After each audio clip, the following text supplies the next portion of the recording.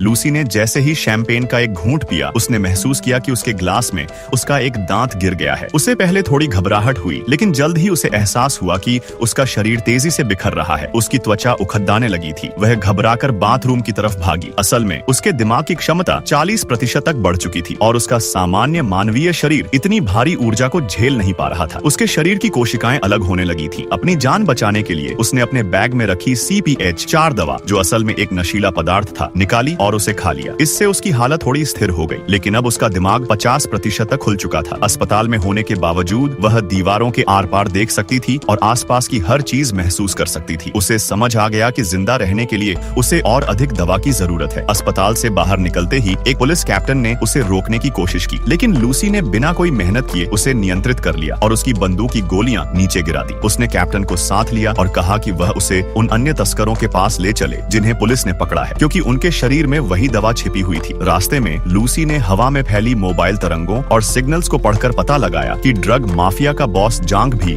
अपने आदमियों के साथ उसी दवा को लेने के लिए वहां जा रहा है। लूसी ने समय बचाने के लिए कैप्टन को हटाकर खुद गाड़ी चलानी शुरू कर दी। हालांकि उसने पहले कभी गाड़ी नहीं चलाई थी, पर अपने तेज दिमाग के कारण वह ट्रैफिक के बीच से सुरक्षित निकल गई। वहां पहुंचकर गैंगस्टर्स ने उसे मारना चाहा, लेकिन लूसी ने अपने दिमाग की ताकत से उन्हें हवा में उठा दिया और बिना हाथ लगाए सबको हरा दिया। दवा के 3 पैकेट लेकर वह प्रोफेसर नॉर्मन के पास गई ताकि मरने से पहले अपना सारा ज्ञान उन्हें सौंप सके। प्रोफेसर ने वहां दुनिया के बड़े वैज्ञानिकों को बुलाया हुआ था। जब लूसी ने उन्हें बताया कि वह क्या कर सकती है, तो पहले उन्हें यकीन नहीं हुआ, लेकिन जब उसने अपना हाथ बदल कर दिखाया और कोशिकाओं को नियंत्रित करके दिखाया, तो सब हैरान रह गए। इसी बीच माफिया बॉस जांग अपनी पूरी फौज लेकर वहां पहुंच गया। बाहर पुलिस और गैंगस्टर्स के बीच भारी गोलीबारी शुरू हो गई, क्योंकि पुलिस के पास गैंगस्टर्स जैसे भारी हथियार नहीं थे। लूसी को लगा कि वक्त बहुत कम है, इसलिए उसने बची हुई सारी दवा एक साथ अपने अंदर इंजेक्ट करने का फैसला किया। दवा शरीर में जाते ही उसका दिमाग अगले स्तर पर पहुंच गया। उसका शरीर अजीब आकार लेने लगा और एक काले कंप्यूटर जैसा बन गया, जो आसपास की चीजों से ऊर्जा सोख रहा था। उसका दिमाग 90% तक पहुंच गया और उसने समय को नियंत्रित करना शुरू कर दिया। वह वक्त में पीछे जाने लगी। उसने पहले शहर को बदलते हुए देखा, फिर वह पुराने जमाने में पहुंची और फिर डायनासोर के द्वार में। आखिर में वह 30 लाख साल पीछे गई और धरती के सबसे पहले इंसान, जो एक बंदर की तरह दिखती थी और जिसका नाम भी लूसी था, से मिली। जैसे ही उनकी उंगलियां मिली, लूसी ने ब्रह्मांड की शुरुआत यानी बिग बैंग को देखा। इधर लैब में जांग उसे मारने के लिए अंदर आया, लेकिन तब तक लूसी का दिमाग 100% हो चुका था और वह वहां से गायब हो गई। पुलिस कैप्टन ने मौका पाकर जांग को गोली मार दी। लूसी की जगह अब वहां केवल एक पेन ड्राइव बची थी, जिसमें उसने अपना सारा ज्ञान सुरक्षित कर दिया था। जब कैप्टन ने हैरान होकर पूछा कि लूसी कहाँ है, तो उसके मोबाइल पर एक मैसेज आया, मैं हर जगह हूँ।